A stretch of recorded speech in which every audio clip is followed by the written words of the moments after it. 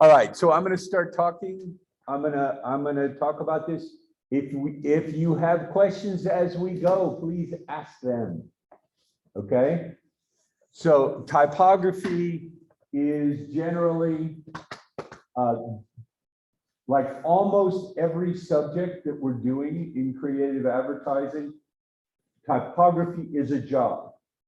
Okay. There are people who are just typographers who design and create type. I actually subscribe to, I can't even remember what it's called, but it's a font site where I buy fonts. Fonts are letter forms. Fonts are different shapes that look different. Okay, so when I say font, it means, you know, if you see something, and I know you see it all the time, maybe you don't think about it. Are you using Calibri, which is what Microsoft gives us default, right? So Microsoft gives us Calibri, and then they have something else with the C that's a title font that they use for bold. Those are fonts. When it says Times New Roman, when it says whatever. And every font has distinctives to it. And the basics that you need to understand as a manager of creative processes, of a person participating in creative processes.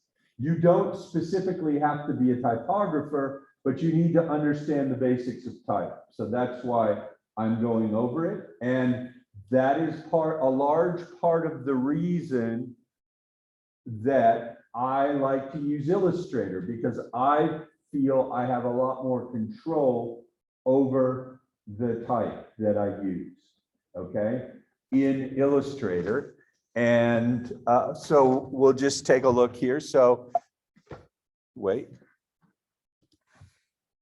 Okay, so type tricks the human mind in general is just thinking about it. The way type looks matters. Okay, so if you look at the shape of what words are in the top, where it's all capital letters, essentially what we see when we see that is we see rectangles. And when we look at all capitals, not only do we think that the person writing is shouting, right? It also, part of the reason we think that is because we have to do more work to read it. It's not easy to read. It doesn't come completely naturally. Whereas if you look at the bottom, the shape of words have shapes.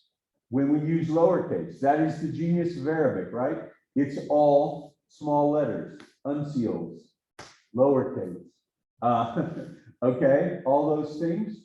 Because what happens is there, we recognize words.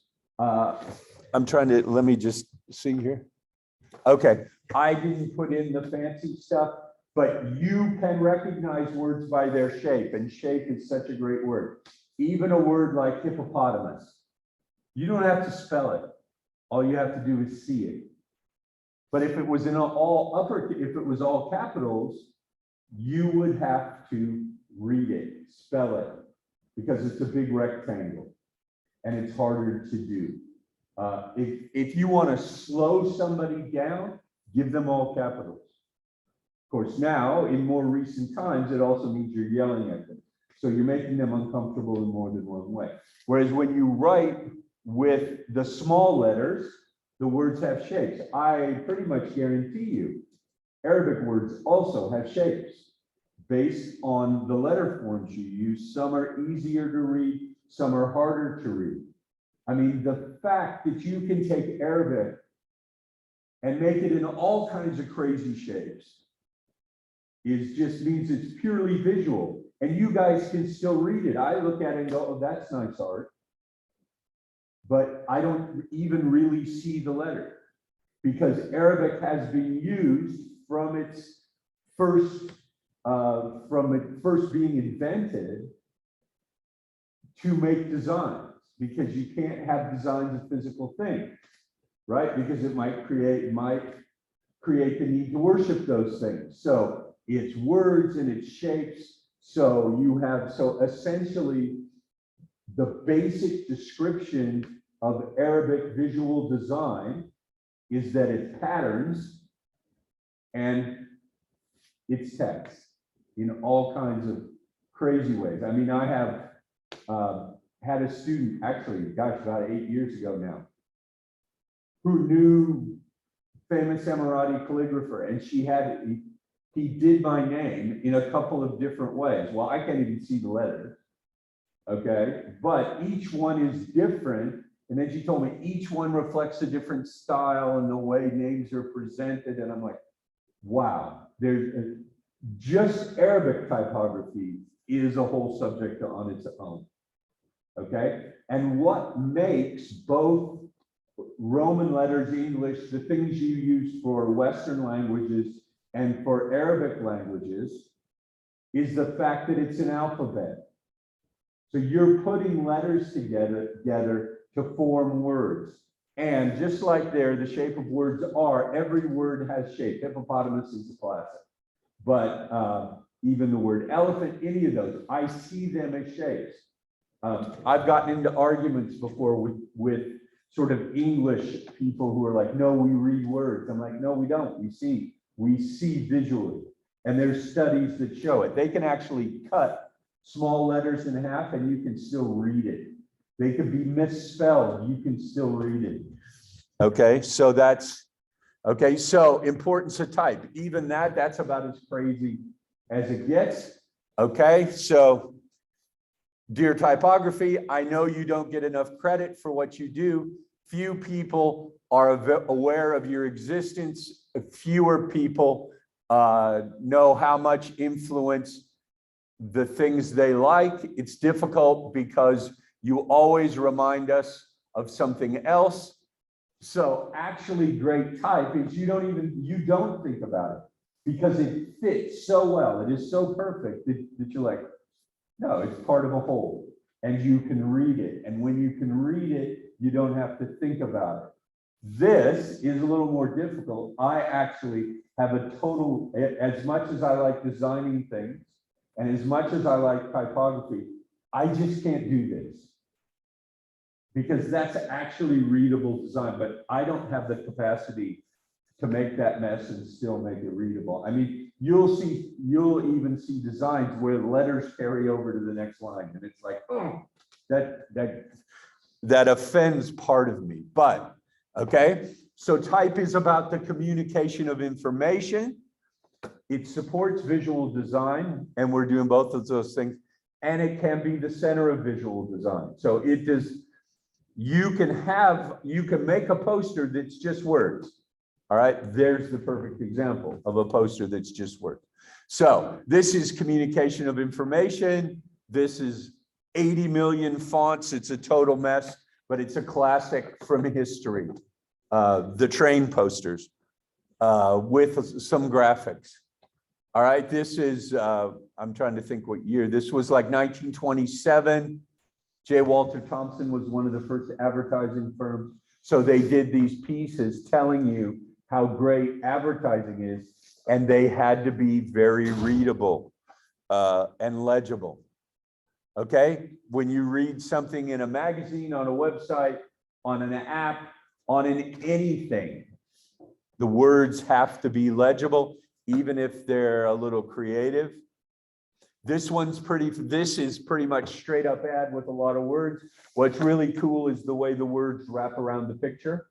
And so that's for a bicycle, obviously. Okay, those are words that if we don't read them, we can hurt ourselves. Some of the most important words are those we find on medicine labels and packaging. And it is imperative that you can read it. When you talk about the fine print, or you look on like a soft drink bottle, you can't read the ingredients. And the point is they probably don't want you to.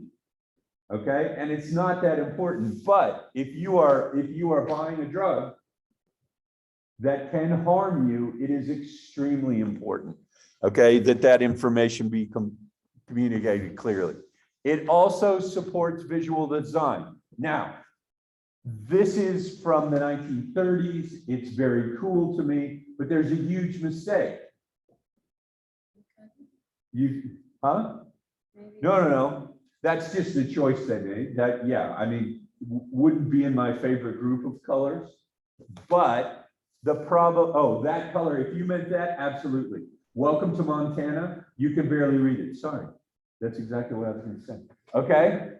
So it says, welcome to Montana, but that's black on brown. You can't see it. See how nice it looks up at the top with the dark on light? Looks great. The letter forms themselves are very similar to like the shape of the trees, and the whole style of it is very jagged. But then you get down to the bottom, which is the most important part of the message. It says, welcome to Montana, and it's almost invisible. Okay, so it needs to be readable, and it needs to be the color of the white on the, and actually there's even tiny text. It's a little more visible here on my computer screen, but it's still, that's a horrific mistake. Okay, United States Travel Bureau, that's what it says. Okay, if I can't read the words, what's the point? I'm going to move on. I'm going to go, nice visuals, see America. Okay, I'll go see America. And I'll never know that it's trying to tell me to go to Montana, which is a specific part. I love this period of design. But here you can see the font has the character of the whole poster. This is an example of where the light on dark, but they also don't do a great job down there, but the type does reflect what's going on in the picture. Okay. Okay, this is a classic from the magazine. This was a poster advertising a magazine where they're actually using the letters to replace the tires on the bicycle. So the picture and the words are connected. Okay, and that's just, now you can see there, that's white on black. That's very legible, very readable. Okay, this is pretty fun. These are magazine advertisements where sort of the action and the shape of what's going on, the type follows it. Okay, so it supports the visual design and the three colors and the whole thing going on there. It can be the center of visual design. That's IBM. Only the M is the letter, but still it's about the words. The original logo is like the M, and it's a big I and a big B. But this was designed by the same person who did it. This is a guy named E.E. Cummings who only used lowercase because it was just more beautiful. Okay, and it's the idea of creating the text, which is about flowing down, and then it supports what's in the content, and it's the center of the visual design. I love that one. Okay. This is from the time when people signed their work. So there you can see the weight of the letters are pushing down on the text. This is actually letters that become a picture. Okay, so the anatomy of type. The anatomy of type is, just like we have arms, legs, feet, head, eyes, nose. Are any of you guys moms? You have any little nieces or nephews? Yeah, what's the first thing you go? What's that? What's that? Oh, my nose. Okay, what are those? My eyes. So it's like we learn our anatomy as one of the initial things. But type, because they're in different shapes, also have anatomy. So what I'm trying to tell you here, and it helps you compare, it helps you understand, it helps you see what work is to understand anatomy. Now, the first thing is that phrase we use all the time, and I'm sure you've never had an English teacher tell you why we call it uppercase and lowercase. And the reason is from printing. In a print shop, the large letters, the all capitals, were in the uppercase because you didn't use them as often when you were setting type by hand. Okay? In the lowercase was the unseals was the small letters, so that's why it's lowercase. I love bits of trivia. That's my bit of one of probably millions of bits of trivia today. But that's why it's uppercase and lowercase. So I will pretty much stick with those, but we talk about capital letters. So a printing house in Arabic's a whole lot easier, right? It's all lowercase. But then you've got the dots, and where do you put the dots, and where do you put it's all hard. Computers make it all much easier. Okay, so here's a whole bunch of key points of anatomy. I have already put this up on Blackboard. So these things are there, but let's look at those.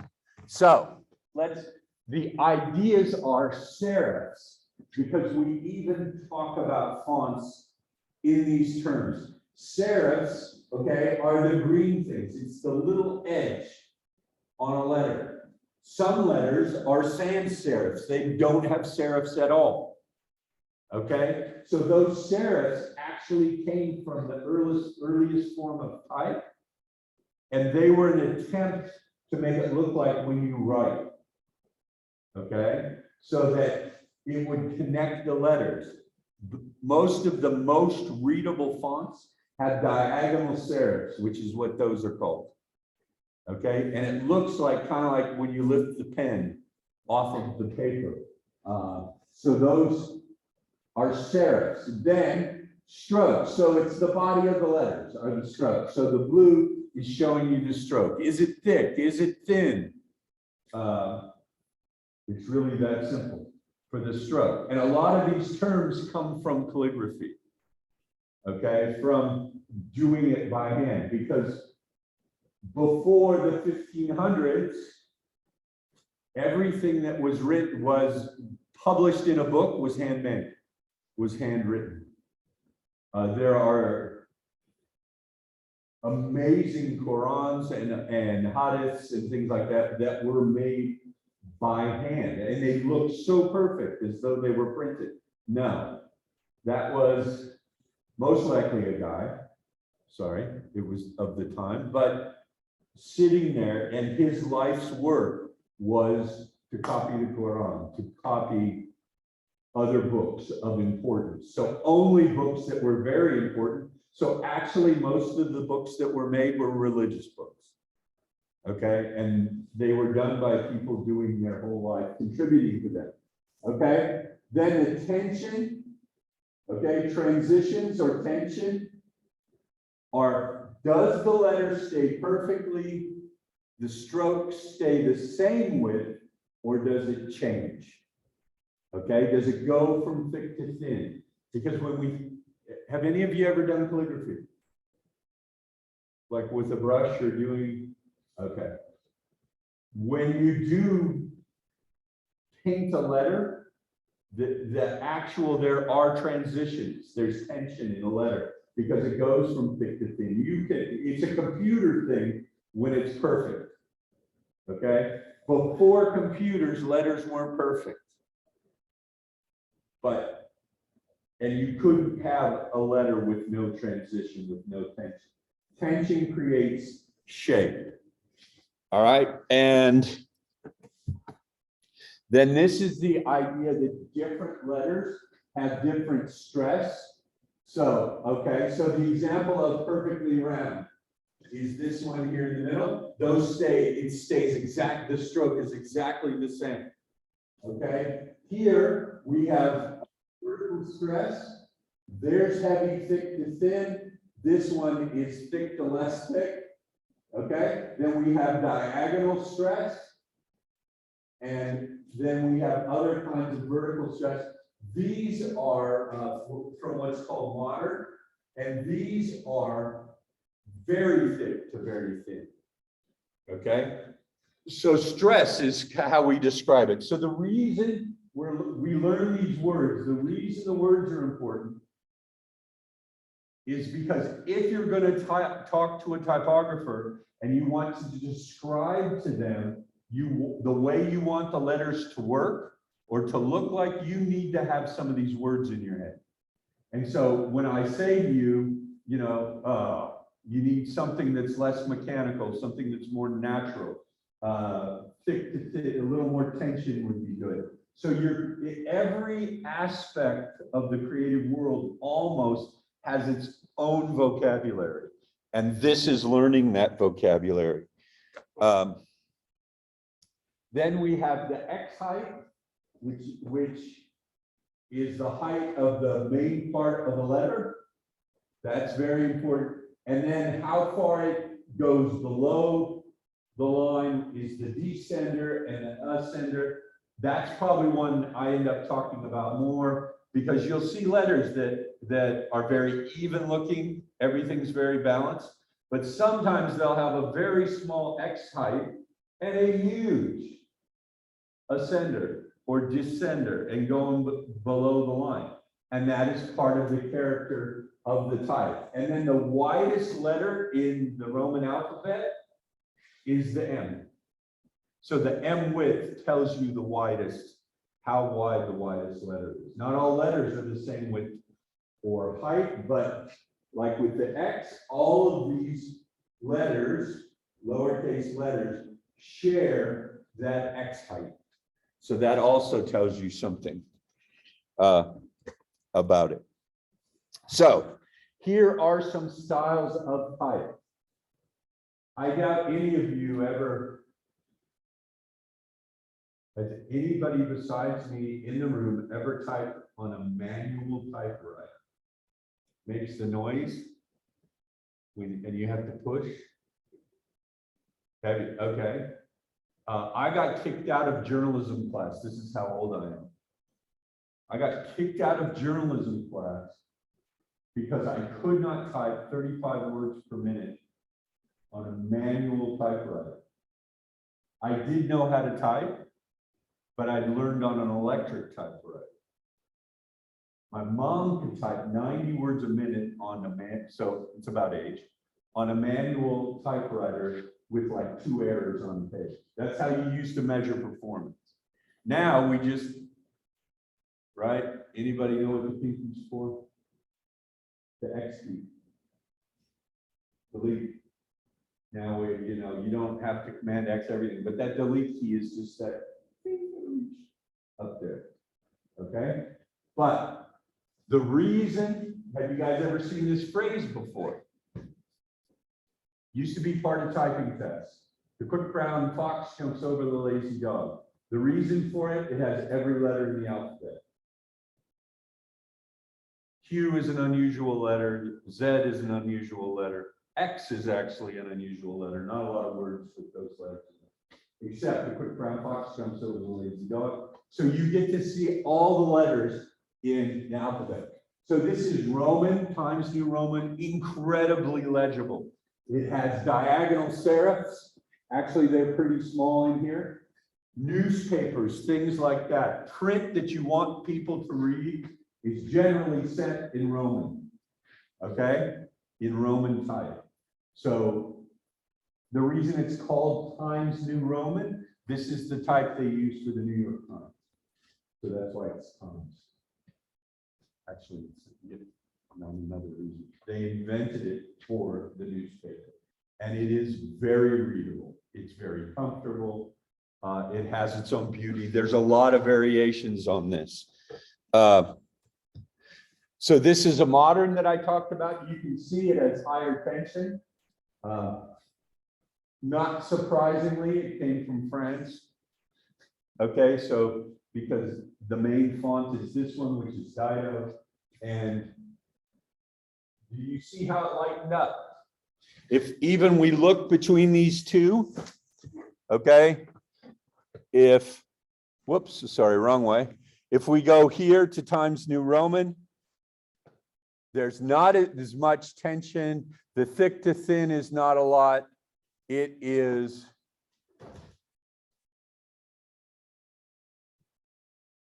in uppercase, the tension is vertical, but in lowercase, it's slightly diagonal. But when we, whoa, sorry.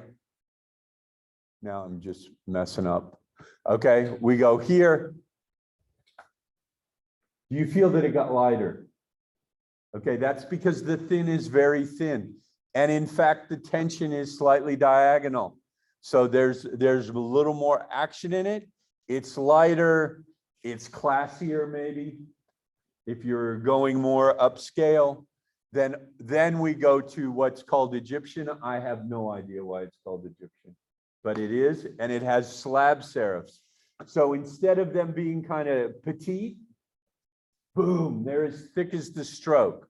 So this is actually a typewriter font, because old typewriters, like I was trying to describe to you, when you used to do it, you really had to pound them. So the letters themselves had to survive taking a beating a lot. Okay, so we're not into any of the fun fonts yet. Okay, so this gets used. What you can also see, there's no tension in these letters. There's no stress. And so they're very balanced. It's more mechanical, but then it sort of gives a little tiny homage to the serif. Then we take the serifs away.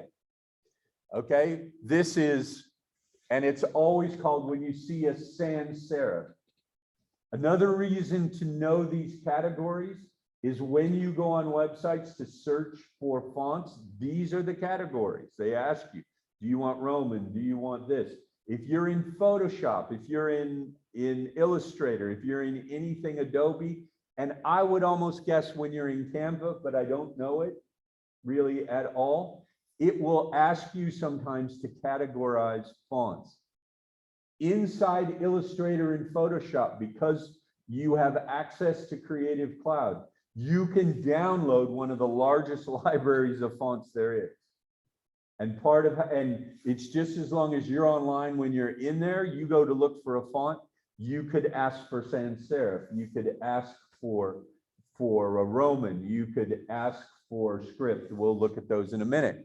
But this is something that really came to the front with computers, because they could handle it. When something is a humanist sans serif, it still is not completely symmetrical, so it looks a little more human, so it's humanist.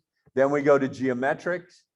This is Futura that gets used a lot, but everything, like the O's are perfect. They're perfect circles. Okay, so that's a geometric sans serif. There's no serifs at all. And on a computer, these are very readable. Then we go to script.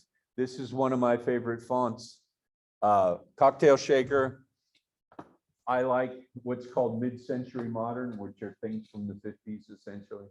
But this has just a very nice, very cool, nostalgic vibe. So we have script. It looks like it's handwritten cursive. Okay.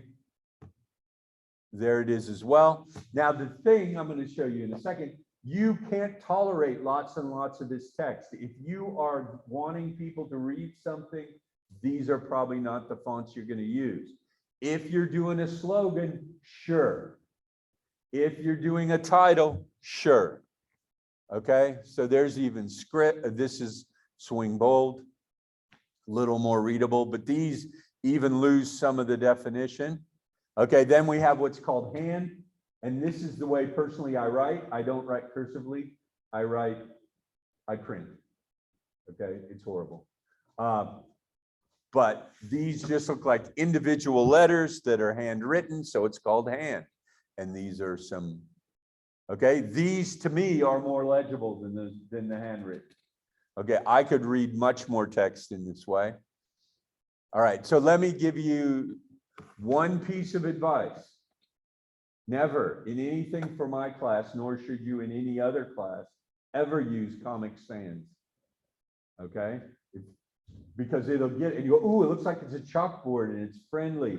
And my teachers in high school and primary school used it. Exactly why you shouldn't use it. It's way overused. It's a Microsoft font and it's like crazy overused. And it's kind of, all right. So sorry, that's me. All right. So then, okay, so we've had those. Then you go to crazy decorative ones. This is actually one that anybody been to Paris? Paris, did you go on the metro? Or did you see the metro stations? Does that look familiar? That's the font it's written in. It screams out Paris or it screams out Prague because it's very Art Nouveau. I know art periods, that's okay. Okay, but that is exactly what the metro signs look like. And it depicts an era, it depicts a style. This is one of my favorites. I love this because it looks kind of cartoon-like, but it's very legible. It's called Grow Bold. It's a guy made it and it got posted, etc. I should probably just send him 20 bucks or something just because I use it so much and I like it so much. But it's decorative. You can't use it for a lot of things. This is one called Jambo, which is kind of fun. Any of you guys see Mary Poppins? Doesn't that feel, even if you haven't seen it, doesn't that feel a little Mary Poppins? Trust me, it has its own font. Movies have their own fonts. That is, oh, I should never say that because it's totally Mary Poppins. Okay, so type also have different weights. So they get heavier, which means they get thicker as they go down. So you have like extra light, and then you have regulars in the middle, and you get bold, and then you get like black or heavy bold or heavy. There's a lot of different words and things used. Okay, so italics are when it leans. Can you guess where italics were invented? Yeah, Italy. Okay, that's why it's italic. Never mind. Okay, it's true. Another bit of trivia. Okay, but italics are not used very much. If you set something in all italics, it's almost like doing all caps. Okay, it's too much. It's too much tension. It gets used for emphasis, for highlighting and things like that. So it's got a little lean, so it's a little action. And I think the intention was to make it look more like handwriting instead of printed. Okay, so these, if I'm looking at the functions of type, these are called display text. That means you don't have a lot of use for them unless they totally apply to what you're doing. So these you use for titling things, right? It's a title. You would not set something in all of these fonts, okay? Functions of type, text, script.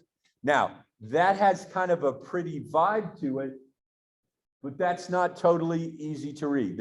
By the way, that's nonsense. The words up there, don't worry about it. Whereas you go here, see text Roman, you can read it. And it's because of the letter shapes. It's because of the serifs. It's because of the tension. Then you go to sans serif humanist. It is still readable, probably not as readable as that, but you can set bodies in it. Okay, and there's geometric. And really these two in the middle would be the most readable for text. Okay.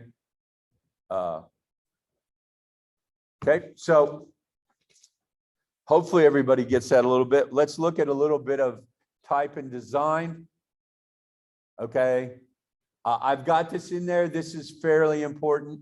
But the one reason we also want to know these categories is you need to be very specific about what you mix and don't mix.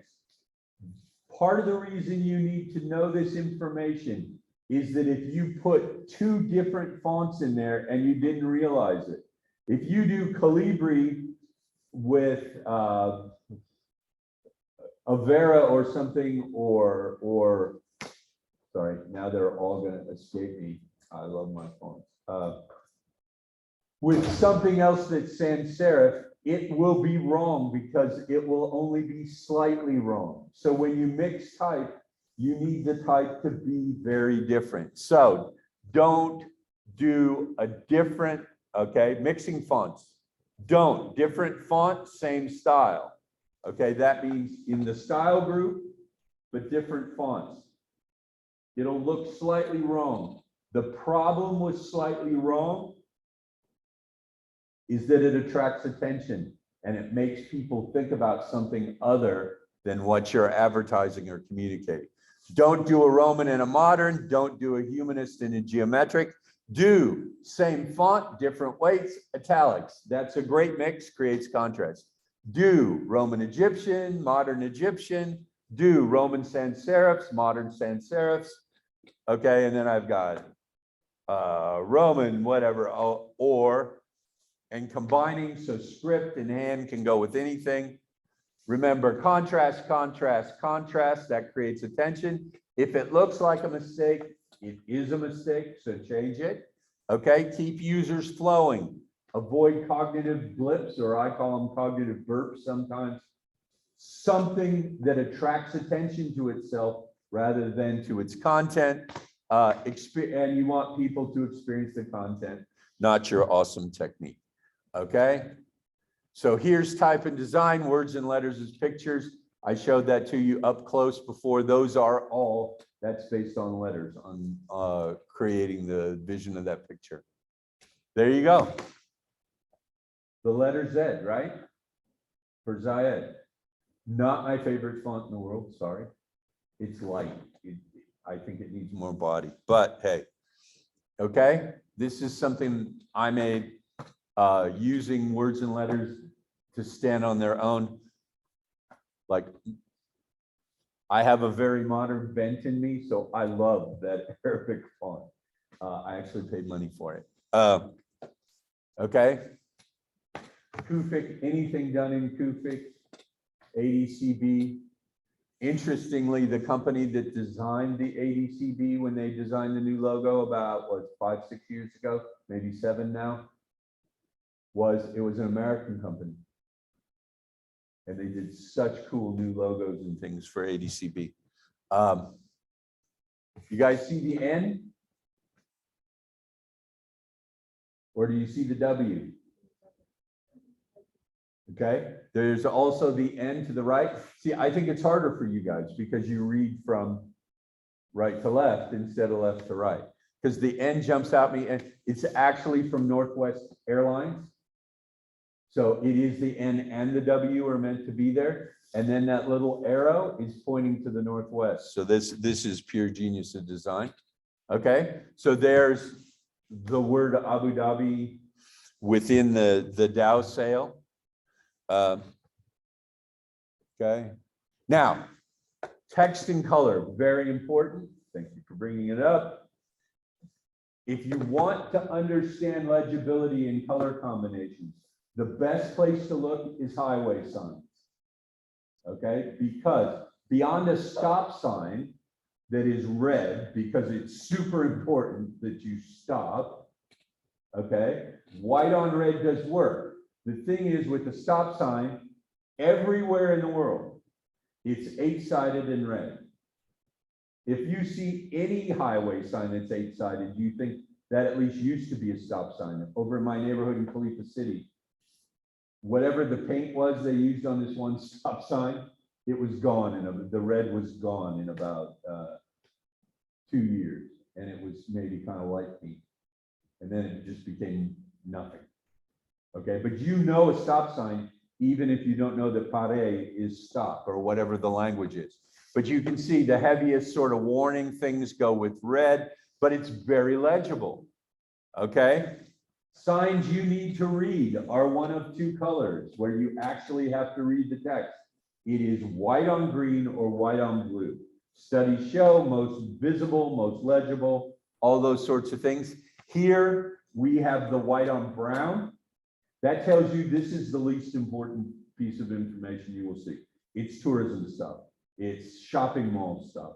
So if you're driving, that particular sign is not going to tell you completely where to get off or information about your safety. So white on blue, incredibly legible. Black on yellow, very legible.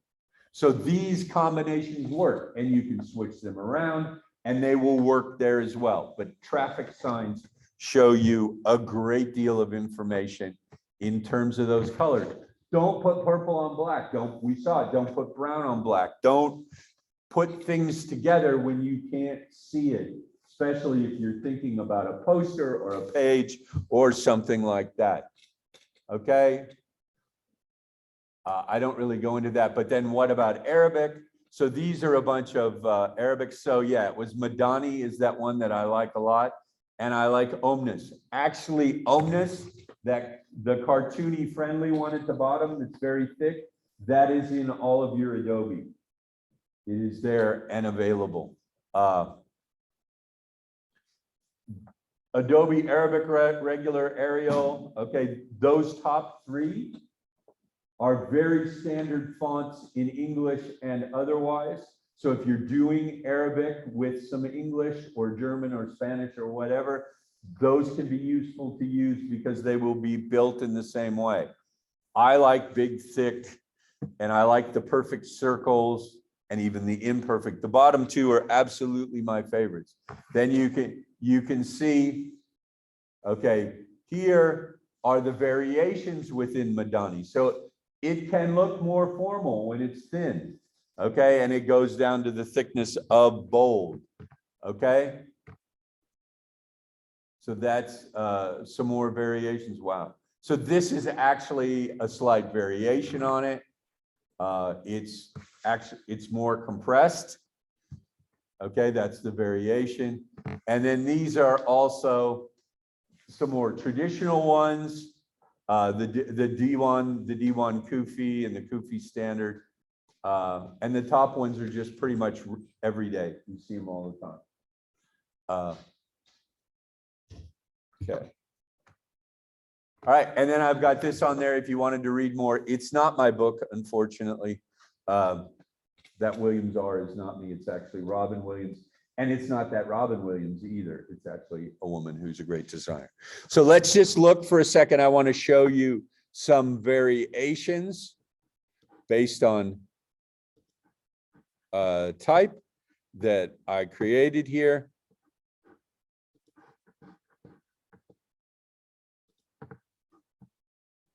And so in past demos, I have done these. And just let's go down here. There we go. Thought it was here. Oh, there they are.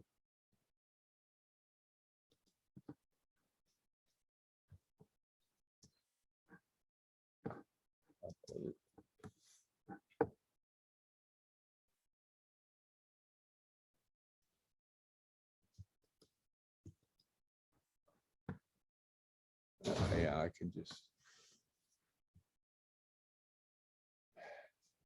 What? Ah, that's right.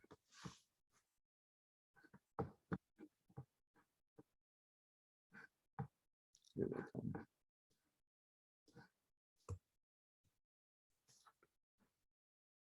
Okay, so a number of things you can see using a script up at the top with the script font.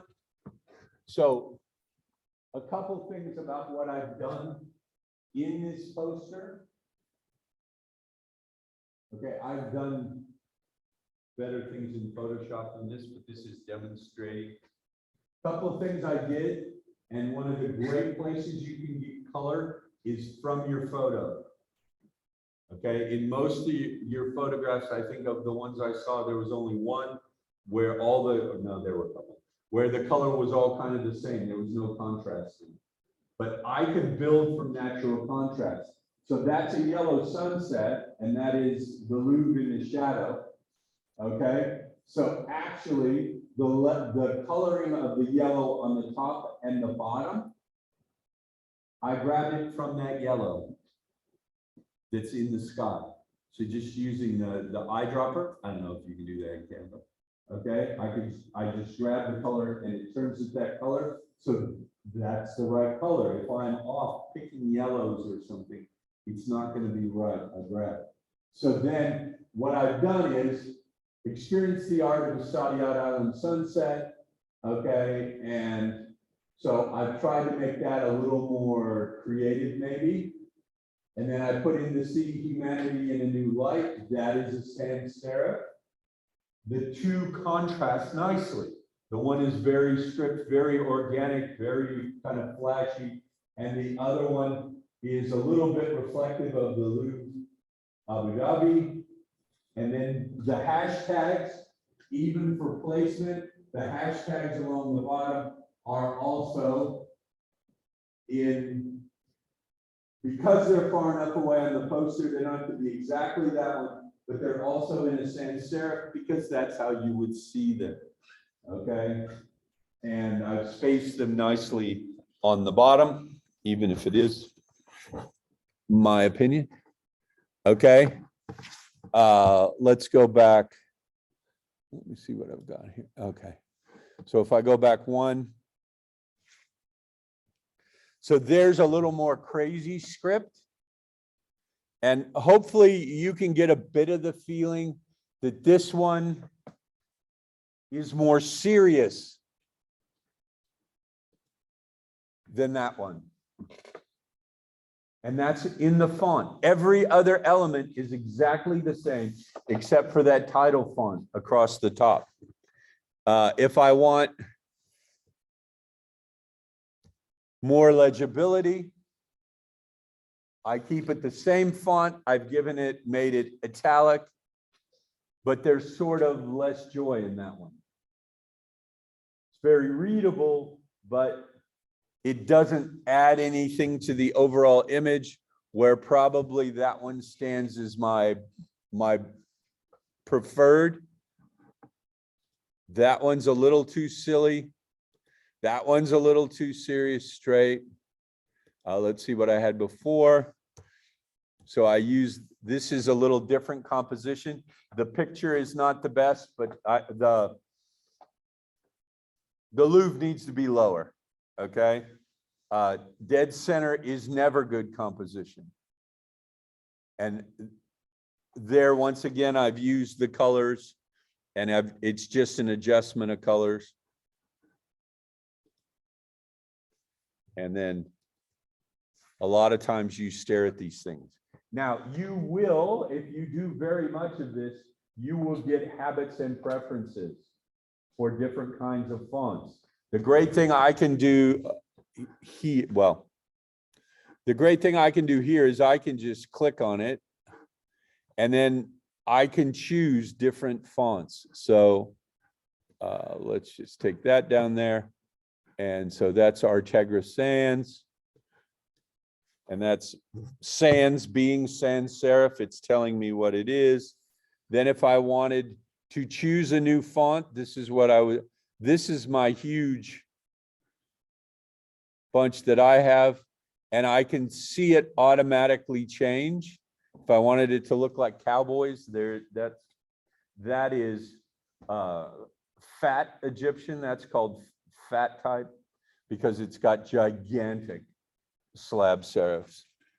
We could go just down the list here. Come here. And you could see all the different possible ones. That buckwheat sans is not bad, but it's not different enough. Let's just see. Sorry, burrito regular looks like a burrito thing. So that's decorative. So I can do that very easily here. I can also do, if I go to find more, this activates Adobe Fonts instantly. If you want to look for creative fonts that you can use in your work, I've got a number of places. This is pretty interesting. Whoop. Oh gosh. There's one called Da Fonts. This is where you can find really fun, creative fonts. This is where understanding these categories matters. These ones are available in terms of for the kind of work we're doing. Some of them are royalty free. They don't want any money. Some of them, if you're just playing around with it on your computer, it's fine. But if you make something with it, they want you to pay. And these have all of these additional sort of looks. And I haven't been here in a while.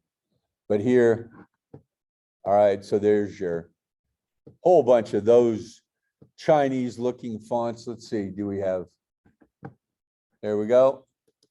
Arabic. So that's Arabic Ramadan.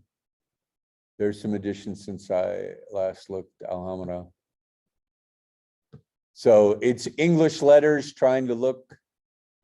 A very interesting thing is a lot of these fonts in the free font places are based on fonts they've seen elsewhere. And it's very interesting that no one has ever knocked off the Abu Dhabi font for the logo. And the Abu Dhabi font is one of the best. I love that font. And it's interesting that nobody's knocked it off. Maybe Abu Dhabi protects it prodigiously, which would be smart on their part. Okay, so that's called the fonts. Then we've got 1001 fonts. And it's got different things, but it also has the categories. You can go headline, text, display, bold. Okay, sans serif, medium serif, there's serif, slab serif, italic, modern, poster, handwritten. So there's a whole bunch of different scripts you could use. You don't need a lot of different ones. Now, something I just discovered this morning. Okay, is Google fonts. I'm not sure how I feel about this. I'm not sure Google should own all of my stuff and in their fonts, but here you can change categories. We could just see, whoops, come on. I don't know where I've gone now. Okay, I could. That's just serif fonts. That's pretty simplified. Sans serif fonts. And they can give you a whole bunch of different sizes and stuff like that. So there's at least 4 places where you can search for fonts that are going to fit with what you're doing. Just using what you've always used in Microsoft Word is not a creative approach. If what you're doing is very organic and different things like that, it needs to be more organic. Maybe it needs to be more fun. So the last thing I want to show you here is I went online and did my best to find some coffee posters. Now, these posters, it seems there's very few coffee shops that have created advertising that have ended up on Ads of the World. There is AOTW. If you type in Ads of the World, you can see all kinds of ads. So this is one using photography, etc. The coffee, so this is for a coffee shop. It's 180 coffee. Get your head together. That whole part is very small in the corner. They've got a series of 3 different ones, but as you can see, it's saying if you can't get your brain organized, you need to drink some coffee. Okay, so this is the confusion of driving. I think maybe the bottom corner there needs to be larger so that I actually know what this is for. The small might attract attention to it.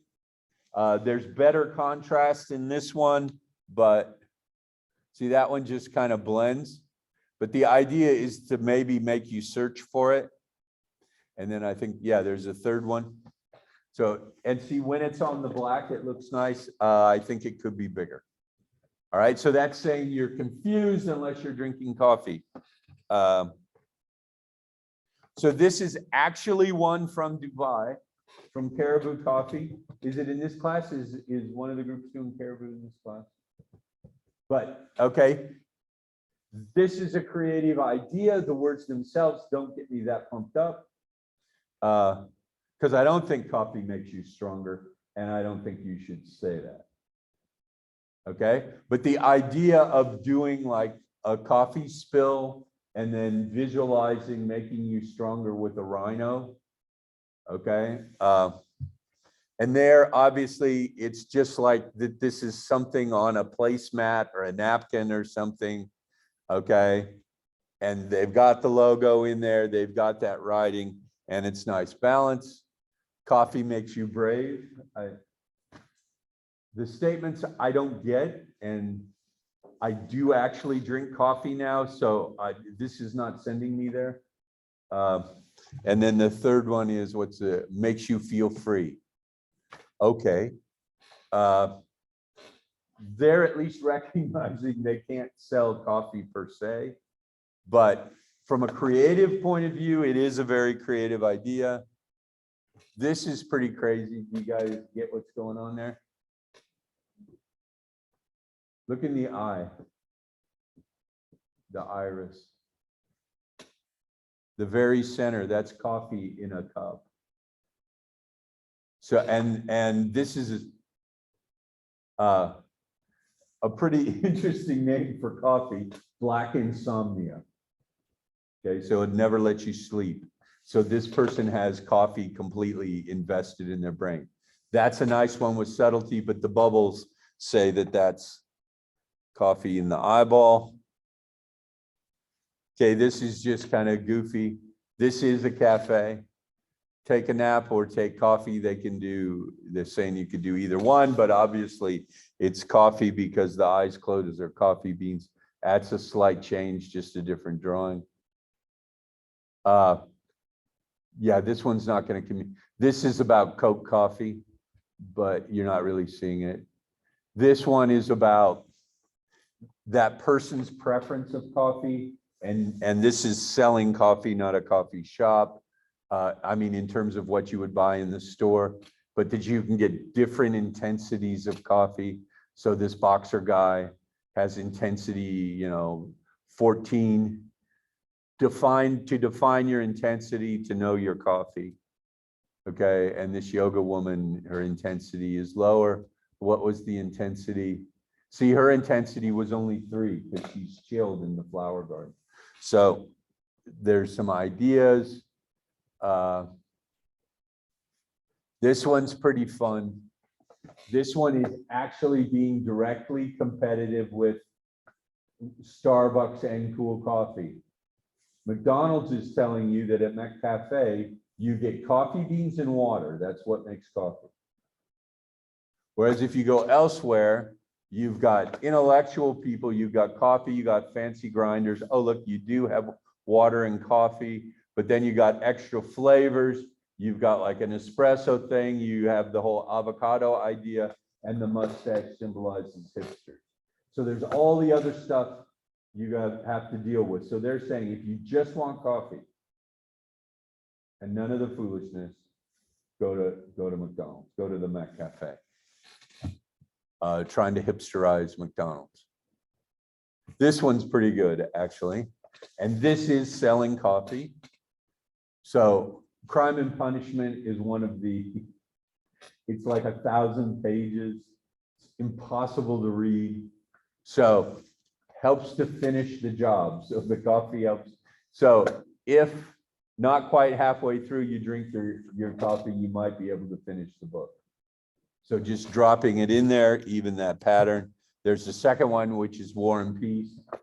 Actually, I think they're both written by Dostoevsky, a laborious Russian novelist. Okay, helps you finish the job. So there's a nice idea going in there.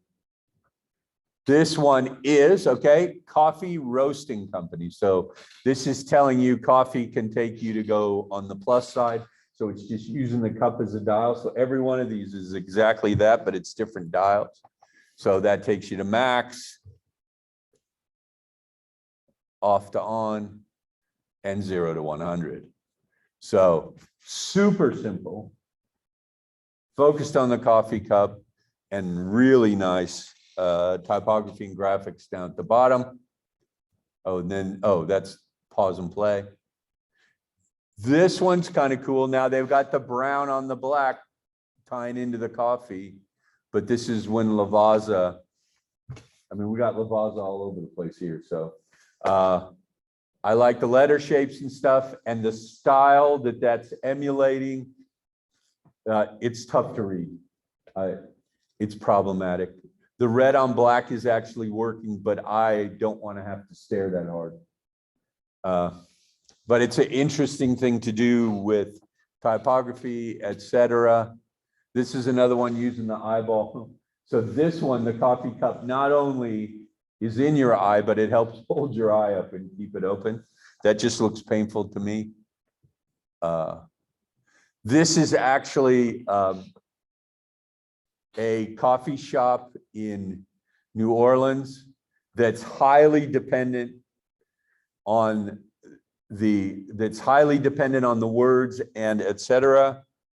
and the type, but is driven by a nice picture. So in a city where indulgence is nothing to feel guilty about, find your perfect cup. So it means the coffee's indulgent, okay? Then you also have like Super Tattoo Dude, unique mojo, so the barista makes the coffee in a special way. And what's interesting is the first two things in that phrasing relate to these tattoos, not to coffee. Okay? Forbidden by world religions. Essentially, most religions do not like tattoos. Okay? Banned by heads of state. Okay? And then conjured by one local roaster. It changes the topic. Who understands each bean's unique mojo. So they have great baristas making coffee without saying we have great baristas making coffee. This one's a whole different tack. So really good looking guy drinking a cup of coffee. He says sometimes it's easy to stay faithful. So he will only drink Delizio coffee.